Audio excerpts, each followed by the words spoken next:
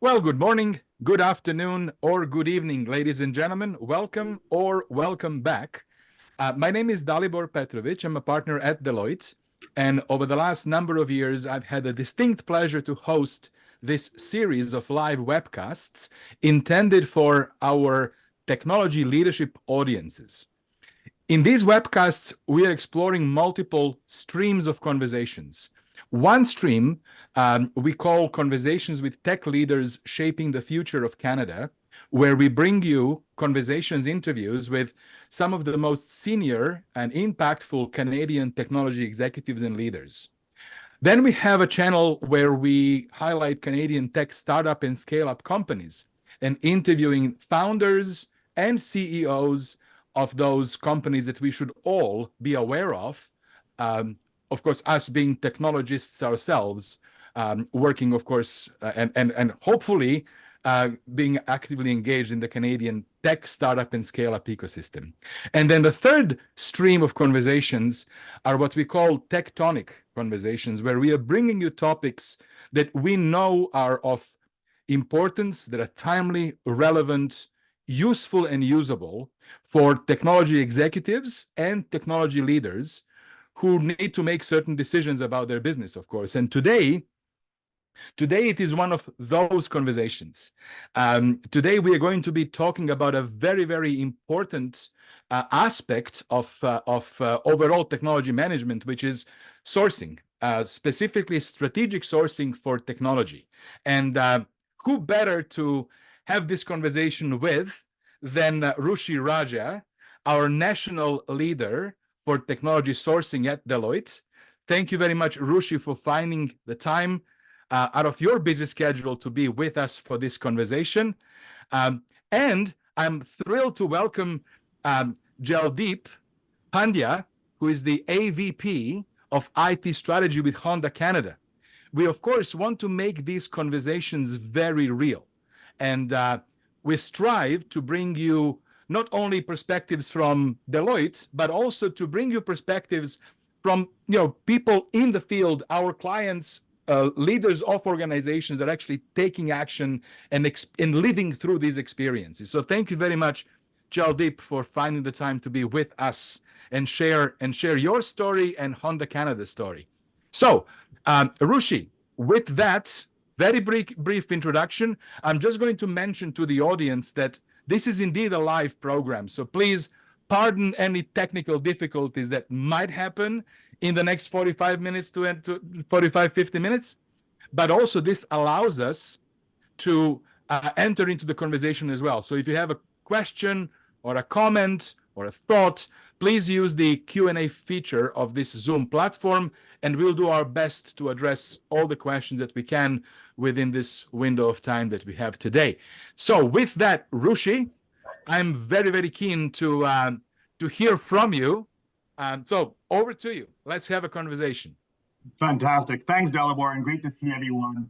As Dalibor mentioned, I lead tech sourcing here at Deloitte, and I've spent my entire career in sourcing. Outside of hockey, it's the topic I love talking about the most. So it's a great topic this morning or this afternoon for those joining us today. Strategic sourcing is a pretty hot topic across organizations today, and the simple way to think about it is looking at how you deliver your services to your organization and trying to figure out the optimal mix of internal and external partners to deliver the full ecosystem of services back to your organization. And let me start off with demystifying the question I get asked the most, which is, when you're looking at your sourcing strategy, are we really just looking at what work I can offshore? Offshoring is a component of sourcing, but it's not that in entirety. Obviously, one of your decision matrix criteria would be, can I offshore or onshore this work? But when you actually look at sourcing, it's a combination of a number of different options for your organization. Starting with joint ventures or partnerships, looking at acquisitions, trying to figure out what can be centralized. Captives are a really hot topic, and bought in this context is a build, operate, transfer, where organizations have said they don't want to give some of their functions to a third party. They want to build their own captive in another country, such as India, Poland, Costa Rica, a number of hot centers out there. and delivering services back to themselves, and using accelerators to do that, such as automation and cloud. And there's a different decision tree on how you decide each of these, but I want to give a few examples to say, we worked with an organization who fundamentally was cash strapped, right? Cash was a big issue. They knew they need to transform, but they didn't have the cash or revenue stream to justify it. And they went to market to say, how do we parse out our IT department, create a joint venture with a third party, deliver services back to that organization, but also open up revenue channels to deliver services to other organizations. So another frame of sourcing people don't typically think about. When you look at captives, it's probably the topic I've been asked the most about recently. And typically it's organizations who have already utilized all the cost savings they're going to get from their third parties and offshoring, and they want to pull that additional lever and get some additional control. And they're looking at, well, instead of doing this through a third party, can we set up our own offshore location, our own captive? It doesn't have to be offshore. There are captives in rural areas of Canada as well, in the States, to say, how do we deliver services back? So if there's one thing I want this group to think about when they think about sourcing is, to get your mind off, is it just about offshoring, and recognize there are a number of different opportunities, right, to provide services back to your organization, and no one of these is correct. What you want to avoid is a situation where an organization will tell me, well, I know my competitor's doing this, so does that mean I need to do it too? Not necessarily the case, right? The right answer for organization one will be different for organization two, and it's really about how you can deliver back to the organization. So what I'm hearing you say effectively is that when we say sourcing, technology sourcing, we really mean, where do these skills come from and capabilities come from?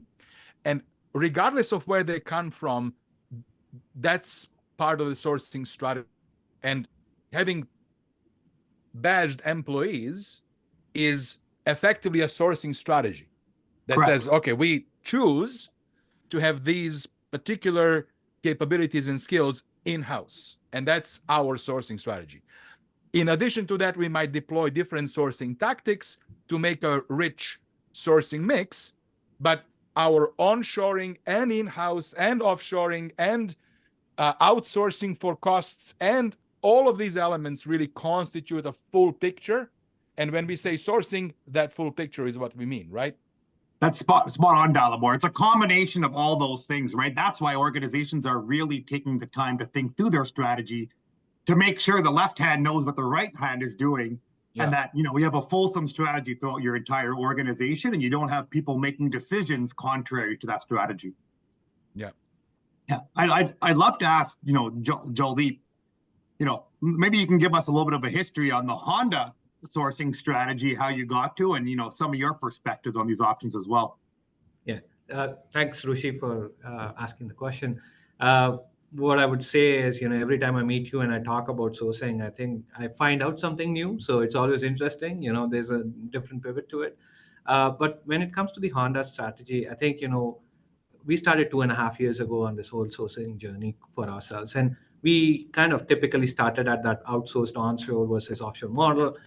Your team was able to help us kind of, look at it a bit differently. And, one of the key reasons why we started this conversation was, look, the automotive industry is going through a massive electrification conversation. And when we are looking at ourselves internally, our opportunity, which we are looking at, is how can we truly, talk about the accelerators, which you've kind of listed here, but also strategically invest our time in the right things as we are going through a second founding of Honda. Which means that everything which we used to do, we got to redo it, relearn it, and make sure we are able to support the right experience of tomorrow. And then as we went through this whole process, that became the central conversation for us. It wasn't about saying, are we going to take these jobs and kind of make it happen at a lower cost rate? It was about how can we derive the right value to support our strategy as we go forward. Mm-hmm. And, it's been an amazing journey, and we continue to learn every day as we go along on it. Fantastic. Like you teed up something interesting, Jaldeep, because you talked about 2.5 years ago, but as we've talked about before, is sourcing's different from 2.5 years ago to today, but it's also different from where we started, right? And another one of those myths I want to demystify is when sourcing first started, predominantly it was about offshoring, right? That's a fact, right? It was 10 to 15 years ago, and organizations realized there was this mystical lever you could pull, offshore a large number of resources. You take your non-strategic, repetitive, mundane tasks, move them to a lower cost location, and you get that labor arbitrage. They were the old documents for those who have been through the terror, 1,000 lines of requirements and races that tells the vendor they have to do these exact 15 things at this time. But it did save them costs, right? So the business case worked. Then we saw what we call 2.0, which became a little bit more around the lines of strategic sourcing. It's looking at multi-vendor environments, a little bit of a lighter contract, but really structured and rigid vendor and contract management to make sure you're not just outsourcing what you do today, but you get those enhancements to the processes. You get some real advisory feel. And I feel like a lot of organizations are still there today. And by the way, I want to preface with saying, I'm not saying either of these are right or wrong. Don't think if you are going to market and you need to do a pure cost saving, that's not wrong. It's just the spectrum has changing, and where it's changing toward is what we call sourcing 3.0. And this is the real transformational partnership with your third parties on how to get better, right? It's really focused on the customer experience, and primarily it's around speed. It's organizations who have realized I can do this myself. I could transform and do some step change, but it may take me 36 months to 48 months. But if I do this correctly with a third party who has the right expertise, global capability, experience in those areas, they can do it in 24. And if they can do it in 24, what type of business value, revenue driver will I get through enhanced productivity, new tools? And it's what we call at Deloitte, right? It's operate next, right? You're not just operating our environment, how we're doing it today and getting it a little bit better that we can realize it. It's massive transformational change through your entire partner and ecosystem to say, how do we deliver back to the business? So it's a new way to think about it. It's exciting. It can be scary for organizations, as in the traditional 1.0 world, you weren't necessarily outsourcing some of those strategic areas of your organization, or there are functions that you would probably not have considered looking at a third party, 5-10 years ago, where today you realized there's a real opportunity here for me to get better. And that's where it's moving. And I know, Jaldeep, you talked about that customer experience, but your journey may not be 20 years long, but Honda has really accelerated their sourcing journey. Can you talk us through where you've been on this journey and kind of where you're looking to go? Yeah, so I'm glad I'm not that old that I was still working in 1990s. But regardless of that, I think one of the things which we've noticed as we did it is, I think sourcing has evolved a lot. Honda initially was not on that journey, at least on the Honda Canada side. American Honda has been on this journey for a way longer than we did. But what it allowed us, when we kind of got into the market, sourcing 3.0 was kind of becoming the main key thing on doing it. But it also allowed us to cherry pick the values, as you called out, Rushi, of saying 1.0 and 2.0, right? Like all the learnings from that are the building blocks towards 3.0. Like 3.0 is not something which comes on its own, right? So there are things around SLA management and contracts, how to do them best optimally. You shared horror stories of it being running for a year. We were able to complete it in less than 2 months between us and the partner we elected to bring in.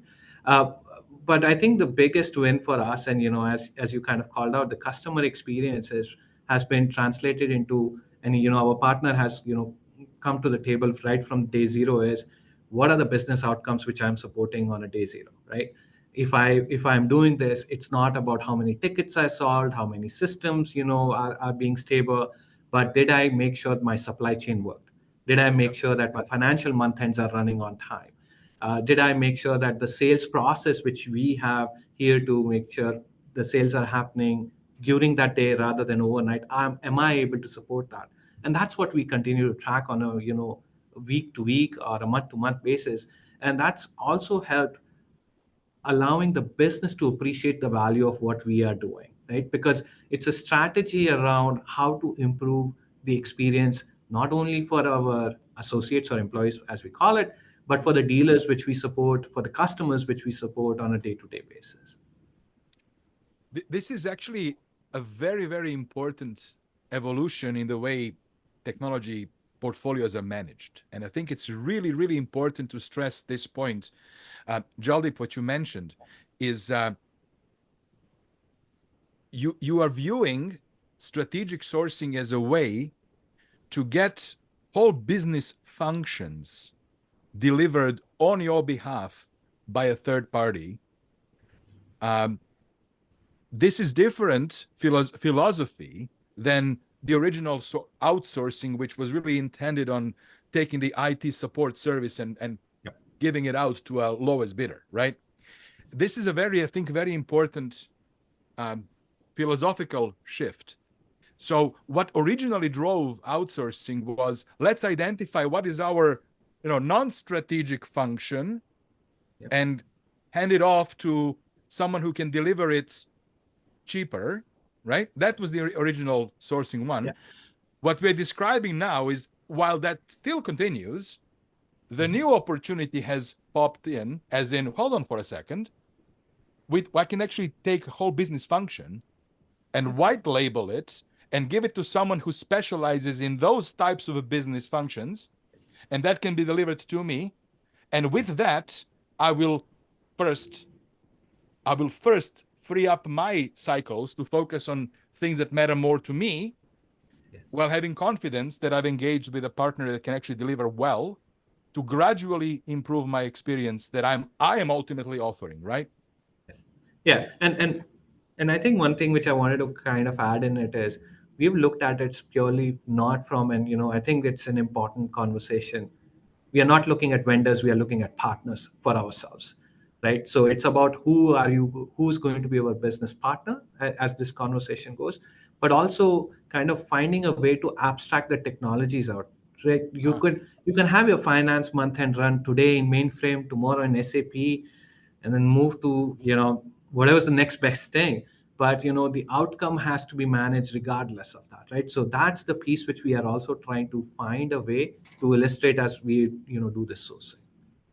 Yeah, thank you for that. And now one more thing before I pass it back to you, Rushi.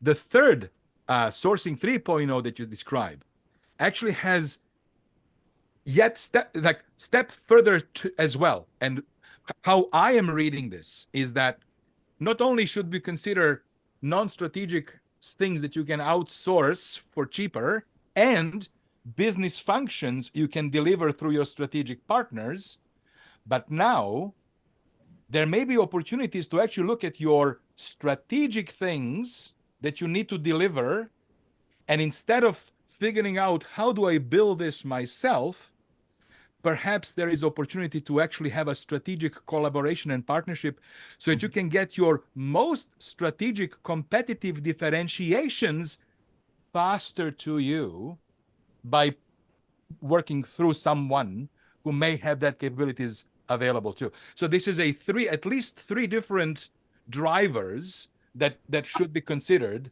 as you compile your overarching sourcing strategy, right, Rushi? It's spot on, and right, it's having those partners be vested in your success, right? And I would love for us to touch on that topic too, because what we know is also happening, I'm sure Jaldeep and Rushi, you would have seen this, is the move from paying for these services by some measure of input and measure of effort to paying for services more on the outcome value that's being created. But I want to just peg that topic for now and address it somewhere today.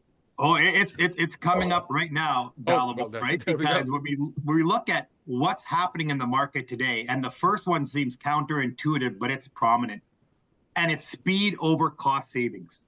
And it's become a real challenge for organizations to get through their approvals, right? And their toll gates when you're doing a large scale initiative that may not have a significant dollar savings in, right? And what's happening is they're being forced to show, yes, it's costing me $200 million today, And with our third party, it'll cost 250, but that is not a bad business case, because by paying the extra 50 million, our transformation journey is going to end in 18 months, and the business will be enabled to do A, B, and C faster than they could ever believe before, which will then drive revenue. And we've seen it. We've seen large-scale organizations we've been involved in that have had a negative or near negative cash business case, where you then have to overlay what are the business benefits that are going to come, because speed to change is the most important factor, because we don't want to do what we're doing today. So this actually is a prime example of that third way, right? Mm-hmm. Where, and I would maybe describe this in a simple terms. The price is what you pay for something. Value is what you get from something. Correct. So what you are really saying is that more and more organizations are over-rotating on speed being of value greater than the price they pay for it. Correct. And I think that is actually, I'm so happy that you are showing this, because I think everybody intuitively feels that the expectation of how quickly we stand up new capabilities is insanely high now, and it's only going to get faster, right? So this is awesome. Thanks. The next one, Dalibor, which is obvious, is it's the disruptive solutions, right? They're not looking for organizations to come in and run the systems that they are today and do it as we do today. It's bringing in the new tools, new platforms, robotics, AI, ML. What can they bring in to really accelerate our movement to enhance CX, right? The customer experience. It's become a huge priority. And then we get to outcomes, Dalibor. You teed that up nicely. The traditional KPIs, too often we're getting to watermelons, where vendors are able to game it so that they are green all the way across, but the business or IT is not happy. And when we say outcomes, it's looking at those creative models where you now want that partner invested in your success. How are they able to deliver those tangible outcomes so that our business is able to succeed?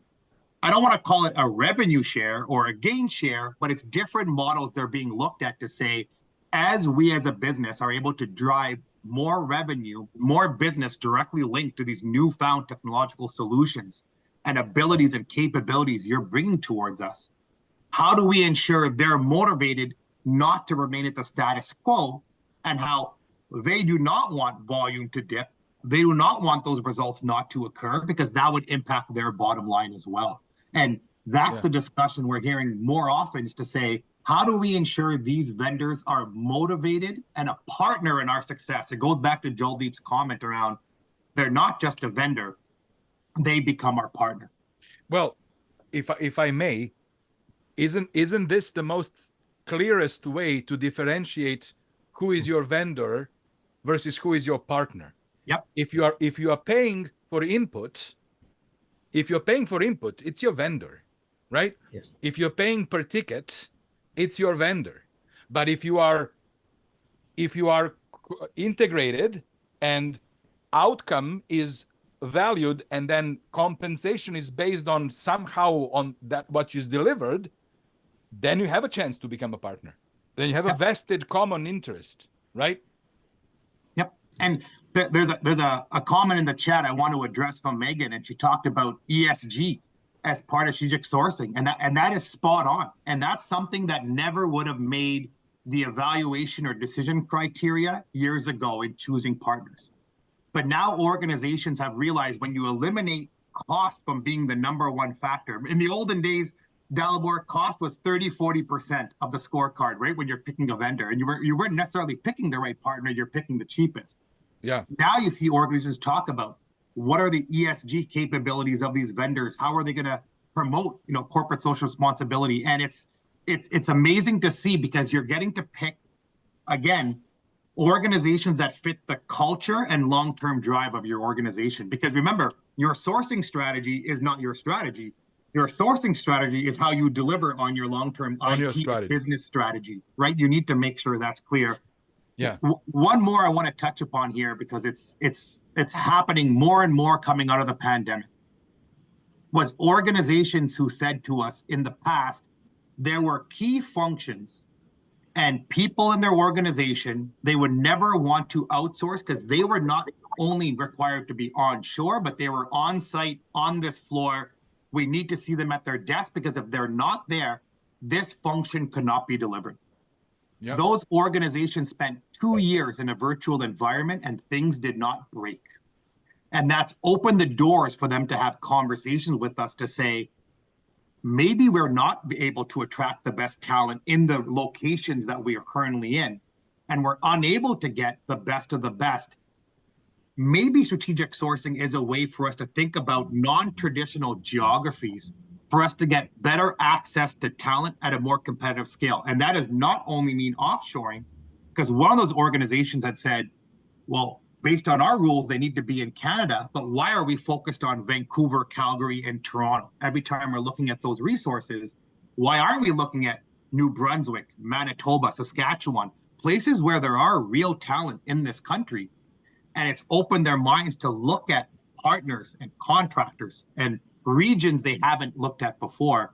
And it's really opened up the minds and created a real global competitive workforce now, because it doesn't matter if the person delivering that function for you is in Barrie, Ontario, or Bangalore, right? So it's been a real interesting to see the market move. Jaldeep, any reaction? How have you seen your world change in the global world or in these new criteria? Yeah, I think you guys have hit through quite a bit of topics, so I'm not gonna kind of further repeat them. I think there are two other aspects which we kind of realized. One was, look, as pandemic happened, yes, we saw people go remote, but supply chains continuously get disrupted, and they continue to get disrupted, and this is where I think because the supply chain gets disrupted, the business strategy got disrupted, or it had to be revised and renewed. And as this has happened, this is where if you source, you want to find a partner who can dance along with you, rather than saying this is what we agreed to, so that's what we are going to deliver for you, right? So that's been a win for us. And the other piece which I would say is, you guys are right. Cost is one side of the equation, the other side is value. But when it came to speed, I think one of the things which we have looked at is speed with the appropriate risk mitigation, right? Like, so yes, we want the transformation to be done, but we also want to de-risk our transformation as we are going around it, because we don't want to be shortchanged later financially, or just not being able to deliver the outputs, right? Yes, speed is something which we've really gotten as we got into this whole relationship, but it also allowed us to make sure that it's within the risk parameters of the organization. Yeah. Perfect. Dalibor, let me jump into, if I was in a room with some of the participants in this audience, stuff that I'm sure they would ask me, right? And when we do this with our clients, Dalibor, we do it in a closed room and we tell them, we want open card. Let's put the questions on. And the question that we always get asked is, why are we doing this? Why do we need a sourcing strategy? And it goes back to, you want to make sure there's a cohesive strategy in your organization that's not being driven by small lines of business that are contradicting themselves, to say, how are we going to enable our 5-year IT and business strategy, right? Because remember, your sourcing strategy is not about what you do today. It's what you plan to be good at and what you need to be doing in the future. You may have the best performance and team and tools and technology in a particular function today, but if you're planning a massive transformation, that's going to change. It's going to change the skills you need in your organization over the next 3 to 5 years. You need to start planning that now. And when you look at what you want to look at, right, what could potentially be outsourced, you go back to the original questions. It's, what am I doing good at today? Where am I able to attract and retain those talent? Where do I have cost control? And what is strategic to my organization going forward? And that'll help you go through that decision tree to say, here's where I need to transform quicker.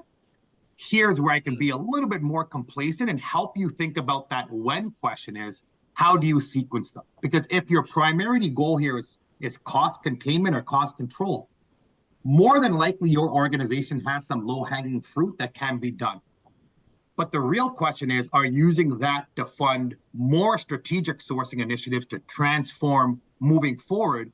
And which ones can you not afford to lag behind because of what your competitors are doing?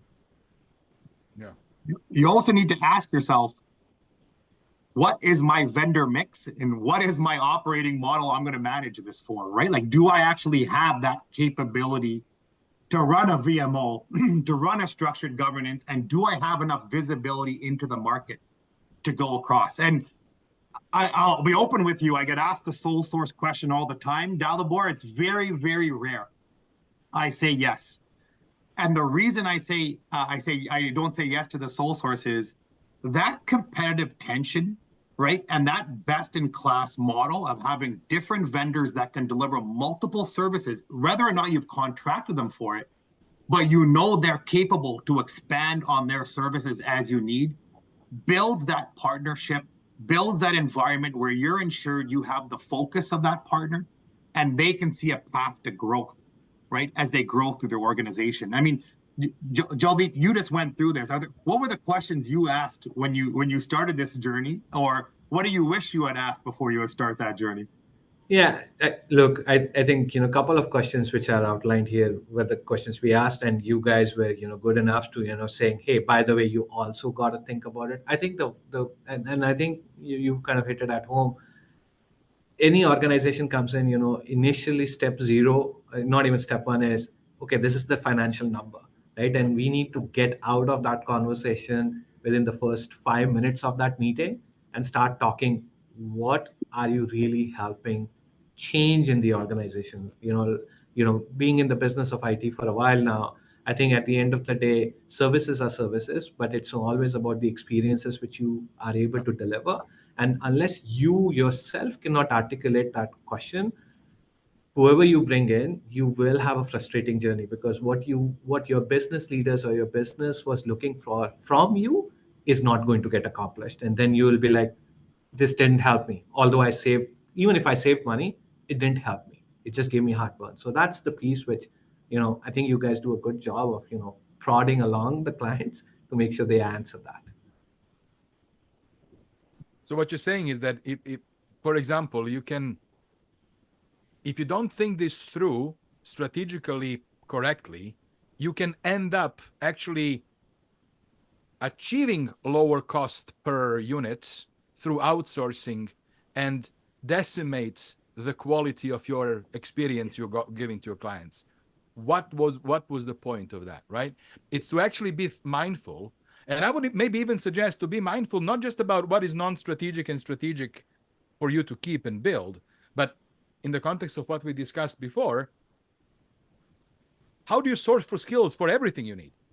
Yep. And how are you intentional in saying, you know what, as part of my sourcing strategy, these here capabilities will be in-house, and I'm going to hire, I'm going to invest, I'm going to build, I'm going to make sure people have a affinity, long-term affinity to my organization. We're going to make sure they have successful careers and so on and so forth. And then this bucket could be low strategic but important, but we want to focus on delivering it at certain quality, but cost is important. But then we have other very strategic things where cost is actually less important, value and speed are more. So in other words, you might actually have multiple different decision points. Mm-hmm. Yes, that can lead you into different ways to source, but you should do it thoughtfully. Yes. In light of your overarching strategy and in light of what the corporation's actual ambitions and moves are. Yes. So Jaldeep, if I was to suggest what might be the perfect combination of this, is that ideally tech strategy and corporate strategy are one. Yes. And that tech corporate strategy identifies the ambitions and priorities and path forward and competitive advantage. And that would be the input into a CIO's looking at the technology landscape and saying, okay, so now that I know where the company wants to go, what is the market condition, employment conditions, internal resources we already have, now we can actually construct a full picture and make choiceful decisions of what should stay and for what reason. what goes and for what reason. Some vendors we will have, some partners we need to have. This is very, very logical process, Rushi, that you're describing, and Jaldeep, you're describing. What I'm hearing also is, well, our point of view actually is that in today's day and age, the whole world is your potential IT department. Yep. Right?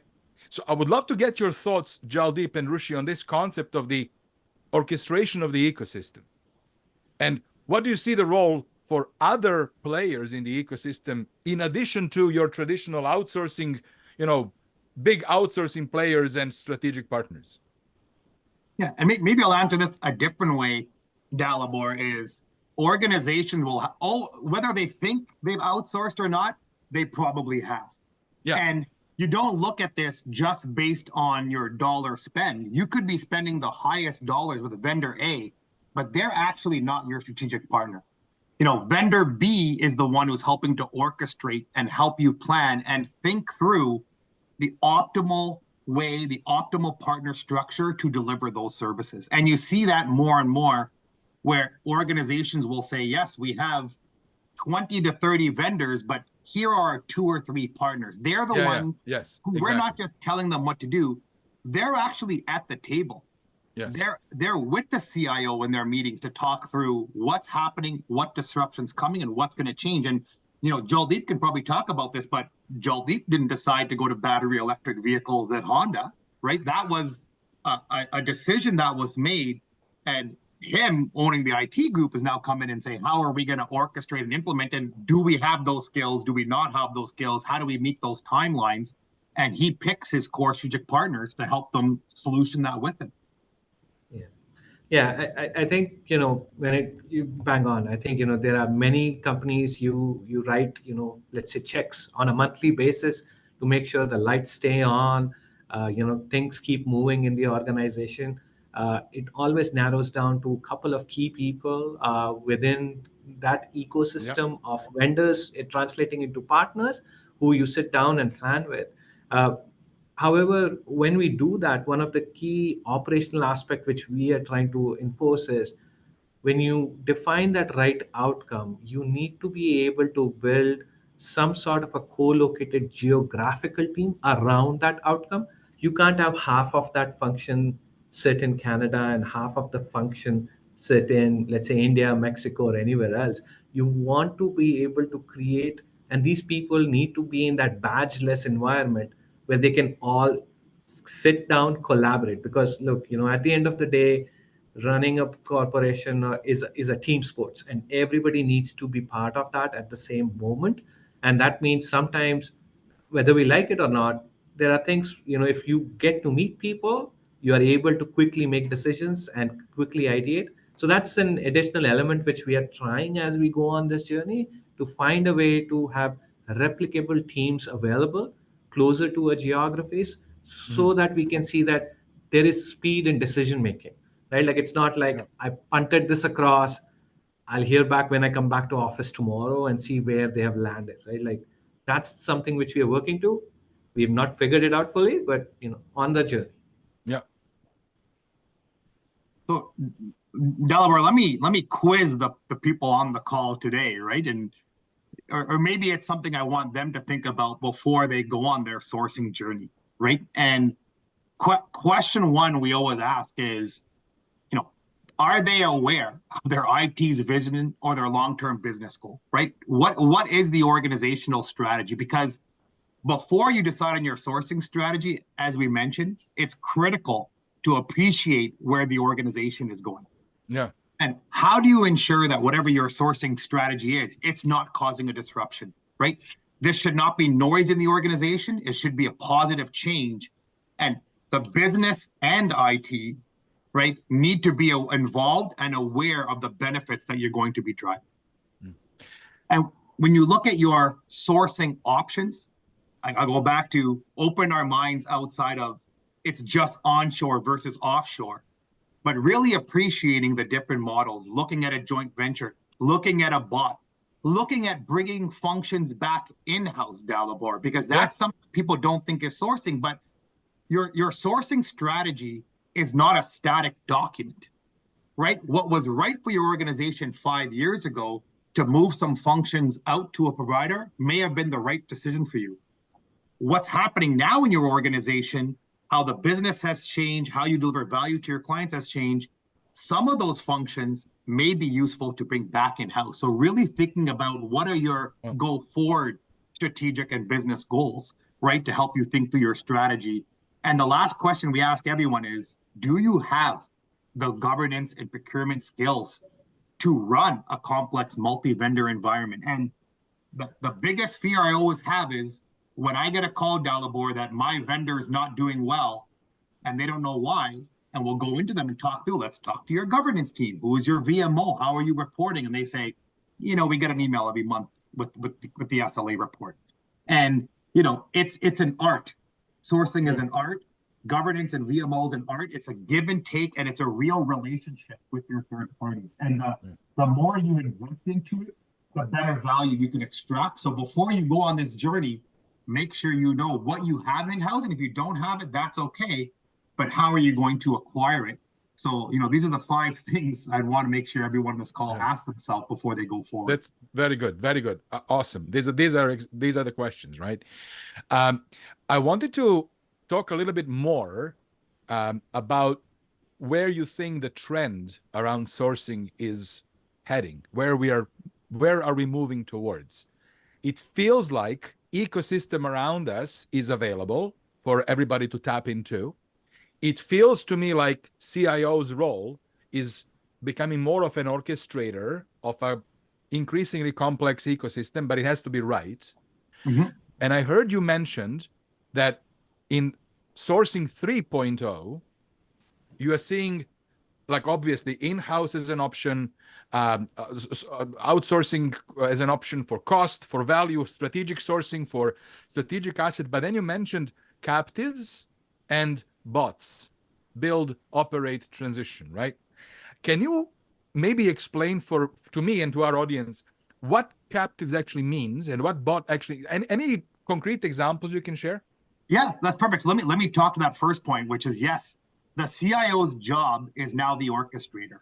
We're not in a world where you can blame a specific vendor for the failure of the entire IT department. They're all working in symbiosis together, right? The CIO's job is to make sure all those pieces are working in harmony to deliver services back. And let me talk through a captive. So if I use an example of a bank who said, we are going to deliver these functions and we can't do it. We're going to go to vendors A, B, and C, and they're going to build their own, they have their own delivery centers in India, right, as a common example, and they're going to do it for cheaper, right? If it costs me $100,000 for those resources, they can probably do it for 60, and I'm going to save my 40%.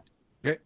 The captive model has said, when you're doing it through a third party, you're still paying an extra charge for that third party, of course, to manage and set that up.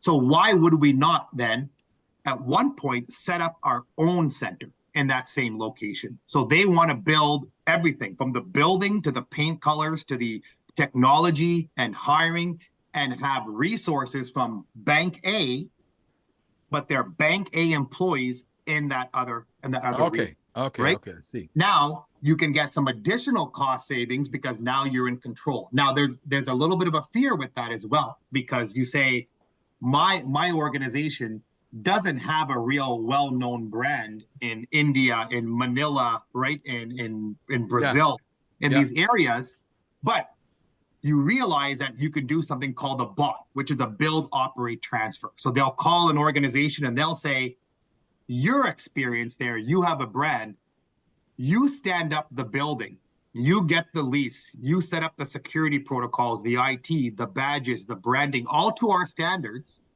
and you help us attract the right talent through your knowledge of all the universities in these companies, your recruiting process, hire, train, onboard, and you run it for us. We'll pay you for that for a period of time, typically up to 3 years. Then, as that becomes seamless and it's operational, we've worked out the kinks, then they start the transfer process to say, now you want to transition operations back to us. But they've essentially done the heavy lifting for us because that's something they've done 100 times before, right? It'll be very rare unless you're an organization that's incredibly mature that you're going to go do it yourself, and then you do those build, operate, transfer models. And when you go to these countries, Dalibor, you go to India, you walk through Pune and Bangalore, you'll see every North American branding organization you could imagine, right? And they've all been built by these third parties and these vendors there, and then transitioned back. So they have that ownership, and then you have the opportunity to scale. The other thing companies like doing is if Bank A in Canada were to create a captive in India, then you tell your providers, hey, now that I have a captive, the people that are dedicated to my account, let's put them in that building. Let's fill up that building with individuals who are wearing my brand, my logo, and create that culture that I want to establish in that third party. Now, it's a longer journey than just simply outsourcing, because that can happen relatively quickly. But it's all about your company culture. It's about the additional value, and it's about where you want to go in the long term. Because then you open the doors to saying, my captive is not just IT. I have finance functions, I have HR functions, I have risk functions, and then it opens the door to a lot of opportunities. You're almost backing up into becoming a global enterprise. Correct. Right? Correct. You're backing into becoming a global enterprise, because these captives are effectively your in-house resources. They're your employees. They just happen to live someplace else and operate from a different geography, right? Yeah, and Jaldeep, I'll poke on the Honda example here, right? Honda currently has, Honda Canada, Honda US, Honda France, all these organizations, right? I'm not even sure if they have one today, but I'm sure there's a discussion at some point to say, instead of letting Honda Canada outsource some of these functions to a third party, Honda US to a different third party, is there not economies of scale for Honda to begin setting up their own captives and delivering to Japan, to Canada, and having control of the standards across all regions? They might be doing that today for some functions, but that's how you look at it when you have these large global multinational corporations. Yeah, so we Honda is what I would say, being in part of this big company, the privilege is, we do exist everywhere in the world, kind of a thing. We have in Honda India. We have had good partnerships between what I would say sister companies, between us and the Honda India company, US to India, who've kind of helped kind of go on this journey. So these conversations go on a regular basis. What I would say is that because of our uniqueness of how we have set up our organizations, we got to figure a few things out before we can get to it. But yeah, we have a North American procurement group, right? Like, which helps and supports many of these conversations across the region, and they are always looking for bigger, better ways to bring back value to the company, right? So we in Honda Canada have had a bit of a niche play on some of these outsourcing conversations, but yes, globally that is a topic of conversation internally. And so, Jaldeep, I wanted to make sure I ask you, of course, you are here representing the actual organization going through the process of strategic sourcing. When you reflect on your journey, and you mentioned it's been a couple of years now, is there anything that was a pleasant surprise that I didn't expect it, this is good? And what would be the unpleasant surprises, if any? And how did you address those? Yeah. So I would say the pleasant surprises, I think and because we are Honda, I think the enthusiasm which people would although they are not truly connected to us, when they showed up first day and we know about you, we know this, we are really excited on what you're doing next. So I think that plays a huge role in making sure that the organization which is coming in understands your brand. Sure, you might not be a big automotive like Honda, but everybody has that unique selling point, and that's something, if you are able to pitch it to your partners and get them excited about you, that would be really helpful. I think the unpleasant part, I think, and I know Rushi's last slide, I would flash it back on, which was around onboarding people, I would say, right? Like, Rushi, you don't need to flash it, but I'm just like talking about and saying it doesn't matter. The world is changing with cybersecurity and everything. Everybody, yes, meets all the compliance and everything, but the moment you try to set up the infrastructure to make it all work within your environment, and suddenly when you're talking about speed and scaling, and that means, bunch of people from different geographies are coming in and trying to help you. That's an unpleasant conversation which kind of doesn't get talked about enough. So plan for it, right? Like, make sure you understand all those requirements are, make sure you understand what your onboarding and offboarding processes are, and spend the time when you are setting up or switching the relationship from one to another. Eh, Everybody says, yeah, it looks easy on paper, but the people who grind through that will tell you that it can become painful, right? And that was one of the reasons why we lost a bit of speed, is what I'll call it, when it came to that, right? So that the more you work on it earlier, the better it is as the journey progresses. So how I would summarize, make sure that the experience of onboarding and offboarding your partner, your vendor, is smooth and elegant, because Yes. it can catch up to you and it can create a bad experience on both sides. Yes. And then what I heard you was a positive is making sure that your partner, your vendor, understands your brand. And for Honda, it's easy, right? For Yes. Honda, it's easy. People know who you are. Yes. Many probably drive your cars, but that actually is a that's a very very good, that's a very very good comment. I didn't think of that as a strength.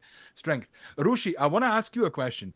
You, of course, all you do is work with organizations, helping them through sourcing. I would love for you to reflect and let us know, like, when organizations fail in their sourcing, what are the most common sort of pitfalls? And I Yep. also want to ask you counter of that, like organizations that have done great job in their sourcing. What were some of the common threads there? Yeah. And the most common pain point when the ones don't go well is when this is done in a silo, right? And we fight this all the time, Dalibor, is a small group in IT has made a decision and they try to go push something through, and they're not involving the adjacent towers of that function, and they're not engaging the business, right? It's that constant fight between, well, this is an IT system, so I get full decision, when they don't realize that the business is the one consuming, right, that tool, Yeah. and they need that. And when it goes well, it becomes a real partnered decision. It doesn't matter where the cost center is, but IT and the business and all the impacted stakeholders come together to decide what's best for the organization. And it's I'm answering the question both sides. When it doesn't go well, it's when people have the misbelief that they do not need to inform or consult or have the right stakeholders engaged to make that decision. Yeah. It's when they fail is when they don't do that. And unfortunately, that will continue to happen, right? Because people will say, this is my cost center. I'm responsible to drive this much dollar figure in savings. This is the lever I can pull, and I have to do that.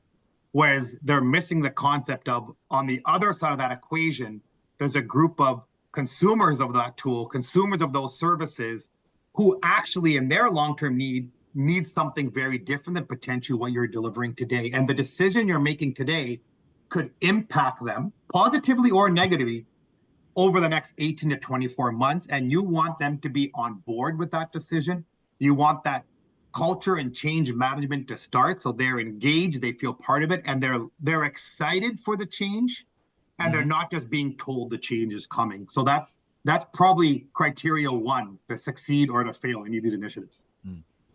And the question for both of you, is there a, we discussed that the probably the perfect time to do this would be as part of strategic planning, corporate enterprise strategy, technology roadmaps that extract from it, and then you do the sourcing. But can sourcing strategy be done at any point, or could it be done at any point? It can, because it's fluid, right? So whatever you decided today doesn't mean it's not going to change in 6 months, but your IT and business strategy is what you're going to do as an organization. Your sourcing strategy is how you're going to execute against those goals, right? And look at the pandemic, look what changed at Honda, right, with battery vehicles, is whatever you think your sourcing strategy is or your business strategy today, in a year, there could be a massive seismic shift and things could change and you need to pivot. And the question is your sourcing model with your partners, as Jaldeep mentioned, does that enable you to shift quicker versus what you're doing today? Because my guess is, when everyone went through the pandemic and the shutdowns, a lot of them, when we interviewed them, their first calls were to their big providers. And they said, hey, provider A, you've been my help. We don't know what to do. How can we solution this together? And your sourcing strategy enables that type of change. Especially if part of your sourcing strategy, you did end up with an actual strategic partner. Correct. Yes. And not just lowest cost optimizers. Exactly. Right. Yeah, Gentlemen, sorry, go ahead, Jaldeep. No, sorry, go ahead. No, Dalbo. I was just trying to say, yes, it's fluid. It depends on the day. Businesses, used to have annual plans. Now they are on quarterly plans and sometimes monthly plans. So, there is no right time than today to have that conversation if you want to improve your organization. And actually, that is a wonderful message to wrap up the call at. I want to thank you all very much. We are approaching our time. I want to thank you very much, Rushi and Jaldeep, for finding time in your calendars to be with us in the audience. People can go and watch it. And for the audience members, our next live webcast is tomorrow on February 28th of 2024.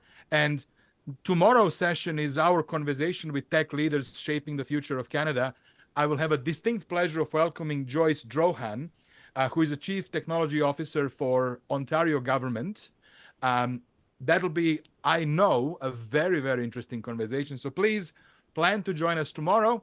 You can find the registration link on my LinkedIn page. And with that, Jaldeep and Rushi, thank you so very much and have yourselves a lovely Tuesday afternoon. Thanks, Dalibor. Thank you. Thank you. Thank you. Bye-bye. Bye-bye.